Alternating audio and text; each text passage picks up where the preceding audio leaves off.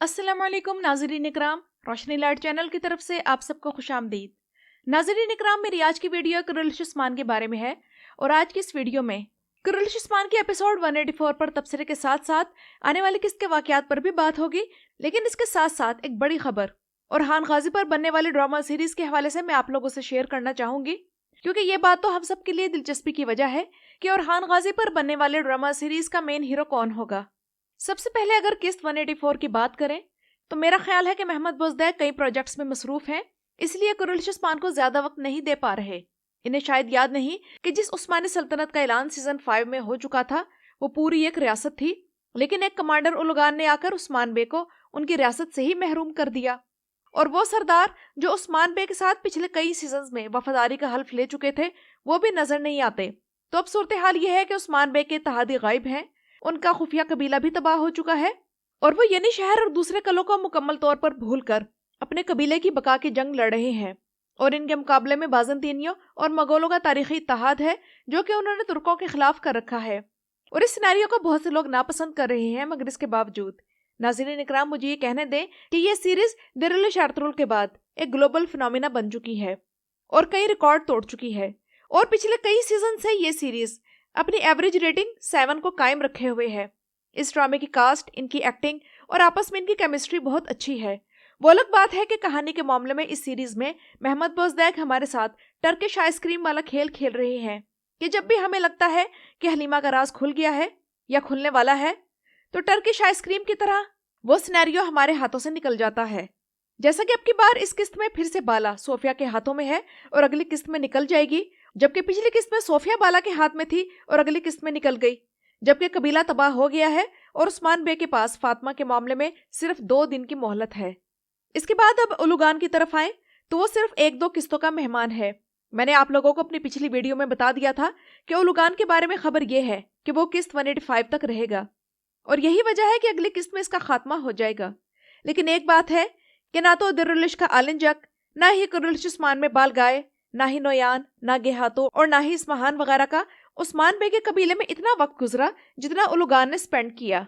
और उलजैतो खान की बेटी एहसन बुके की तरफ आए तो इसके बारे में मैं पिछली वीडियो में तबसरा कर चुकी हूँ कि यह मंगोल शहजादी कम और कोई सुलजूकी मलका ज्यादा लग रही है। और इसके अलावा एज ए विलन मुझे इसमें कोई खास बात भी नहीं लगी, सिवाय डबल गेम खेलने के जिसमें हम औरतें वैसे भी बहुत माहिर हैं, तो मेरे ख्याल में इसमें कोई नई बात नहीं। और बहुत से लोगों को बुरी तरह बेचैनी ये है कि होलोफिरा से अब तक कबूल इस्लाम क्यों नहीं करवाया गया, हालांकि वो खुद के साथ अपनों का धोखा और मुसलमानों के इस्लाम की अजमत को करीब से देख रही है और मुसलमानों का मेहरबान रवैया भी। इसके मुकाबले में दिरुल शार्तरुल में हफ्सा खातून बड़े थोड़े से वक्त में इस्लाम की तरफ माइल हो गई थी और इस्लाम कबूल कर लिया था। तो मैं यही कहूंगी कि इस चीज का तो मैं भी इंतजार कर रही हूँ कि होलोफिरा कब इस्लाम कबूल करती है। लेकिन अच्छी बात यह है कि राइटर्स इसका कबूल इस्लाम वाला सिनेरियो बड़े लॉजिकल तरीके से दिखा रहे हैं, यानी कि वो आहिस्ता आहिस्ता इस्लाम के करीब जा रही है। दूसरी तरफ हमें ये बात भी सामने रखनी चाहिए कि शायद आप लोगों को सावचे की बीवी लीना खातून तो याद होगी, तो याद करें कि उसने भी इस्लाम कबूल नहीं किया था और ईसाई ही रही थी। इसी तरह दुंदार बे की बीवी जोहरा भी ईसाई दिखाई गई थी। तो इसकी बनिस्बत होलोफिरा को इस्लाम की तरफ आहिस्ता आहिस्ता माइल होता दिखाया जा रहा है। अब अगर आने वाले किस्त के ट्रेलर की बात करें तो सूरत हाल इस वक्त ये है कि पहले 6-7 किस्तों में हलीमा की कहानी को कवर किया गया और अब अगली किस्त का ट्रेलर देखने के बाद अंदाजा हो रहा है कि अगली आने वाली 4-5 किस्तें फातिमा खातून ले लेगी। और आने वाला सिनेरियो ये हो सकता है कि अलाउद्दीन और गोंचा हलीमा के मामले में जैसा कि बाला खातून का साथ दे रहे हैं, जबकि ओरहान अपने वालिद उस्मान बे के साथ मगोलों के खिलाफ लड़ रहा है। तो पिछली किस्त जहां एंड हुई थी तो आप लोगों को याद होगा कि अलाउद्दीन अपनी वालदा बाला खातून को बचाने के लिए जब उस ईसाइयों की बस्ती में आया है तो वहां उन्हें शायद हलीमा के बारे में कोई सुनगुन मिले या फिर वो और गोंचा भेस बदलकर आखिरकार कले में जासूसी करने जाएं ताकि उन्हें हलीमा की कोई खबर हासिल हो सके और वहां वो सोफिया की जुबानी उस ईसाई राहिबा के बारे में जान लेंगे जिसने पोयना को पाला और उसे ईसाई तौर तरीके सिखाए। उसके बाद अलाउद्दीन खोज लगाता लगाता बाला खातून और गोंचा को साथ लेकर उस गांव में जाएंगे, लेकिन सोफिया उस राहिबा को कत्ल कर देगी। लेकिन वो मरने से पहले बाला खातून को हलीमा का नाम बता जाती है जो कि सोफिया ने रखा था, यानी कि पोयना। इसका मतलब है कि राइटर्स चाह रहे हैं कि लॉजिकल तरीके से इस सिनेरियो का खात्मा किया जा सके। लेकिन यहाँ एक अजीब बात यह है कि जब पोयना से जुड़े वो सारे किरदार जो इसकी असलियत जानते हैं वो बारी बारी मर रहे हैं, यानी कि वो बूढ़ा मार्टिन जो कि वो दवाई तैयार करता था और अब ये राहिबा, تو لگتا ہے کہ آخر میں صرف صوفیہ ہی بچے گی جو کہ اپنی زبان سے خود اقرار کرے گی، اور وہ بھی حلیمہ کے سامنے، کہ وہ بالا خاتون کی ہی بیٹی ہے۔ حرستہ کے بارے میں ابھی تک معلوم نہیں کہ وہ اس راز سے واقف ہے یا نہیں۔ لیکن ناظرین اکرام، اس سینیریو کے بارے میں ایک بات جو ہمیں پریشان کر رہی ہے وہ یہ ہے کہ ہمیں یہ بالکل بھی نہیں دکھایا گیا تھا کہ حلیمہ کی تربیت ایک جاسوس کے طور پر کی گئی ہے، بلکہ ہم نے تو یہی دیکھا تھا کہ اسے ایک جنگجو کے طور پر بڑا کیا گیا ہے۔ تو حلیمہ یعنی مریم اتنے کامیاب طریقے سے عثمان بے کے قبیلے میں ایک مسلمان لڑکی ہونے کی اداکاری اتنی کامیابی سے اور اتنے لمبے عرصے سے کیسے کر رہی ہے، اور ایک عظیم عثمانی حکمران کیسے نہیں جان پایا کہ یہ لڑکی ان کے قبیلے میں جاسوس کے طور پر موجود ہے، بلکہ اب تک کوئی بھی اس پر شک نہیں کر پایا، یہاں تک کہ یہ بالا خاتون کو بھی چکمہ دے رہی ہے۔ تو بہرحال یہ کمی اس ڈرامے کی کہانی میں ہے، اور اس جیسی اور بھی خامیاں ہیں، لیکن ایکشن اس سیریز میں ابھی بھی سالڈ ہے۔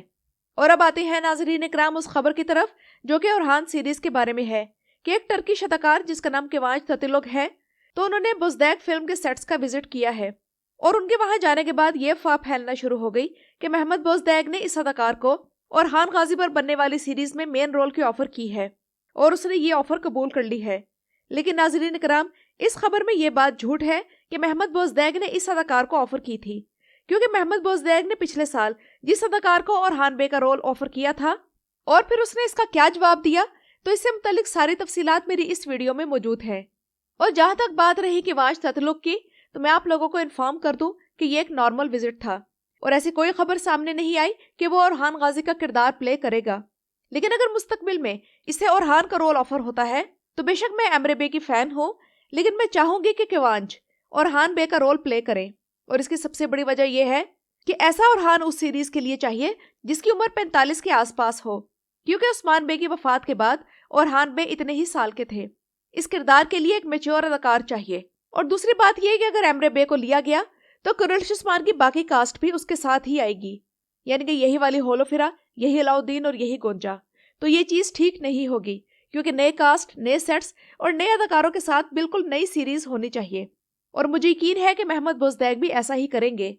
اور یہ بات تو کنفرم ہے کہ اورہان غازی کے رول کے لیے ترکی میں اس وقت کیوانچ تاتلوگ اور چاگاتائی اولوسوائے سے بہتر اور کوئی آپشن نہیں۔ شاید یہاں ایمرے بے کے فینس کو برا لگے، لیکن ایمرے بے کریٹو ہے، لیکن نئی سیریز میں ایک چینج ہونا چاہیے، ایک نیا دور جہاں کرلش عثمان کی ریپیٹیشن نہ ہو، اور کیوانچ تاتلوگ اس رول کے لیے بیسٹ آپشن ہے، اور ویسے بھی وہ براک اوزویت کی طرح ترکی کا ٹاپ اداکار ہے۔ تو ناظرین اکرام، آپ لوگوں کا کیوانچ تاتلوگ کے بارے میں کیا خیال ہے؟ کیا آپ اسے اورہان غازی کے رول میں دیکھنا چاہیں گے یا نہیں؟ مجھے کمنٹس میں ضرور بتائیے گا۔ میری آج کی ویڈیو دیکھنے کا شکریہ۔